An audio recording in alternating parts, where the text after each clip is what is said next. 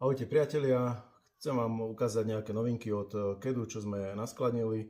Ako prvé je držiak na sonár. Sonár, teda držiak je vyklopný, takto kývný. Môžete si ho zaretovať ako chcete. Keď ho potrebujete hore, vysúny až do takejto výšky. Takže máte obrazovku priamo pred očami. Menší brat so 4 klopmi, jeden klop, druhý, kývne z každej strany.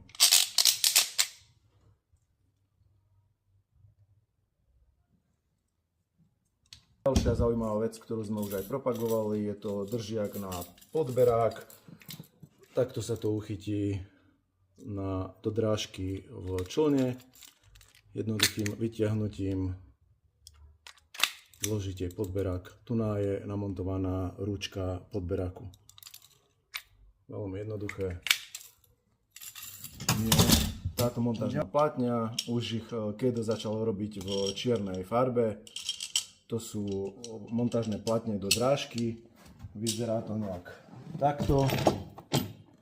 A na tú montážnú platňu potom viete použiť ľubovoľné príslušenstvo a dá sa to v tej drážke posúvať po celej lodi hore dole.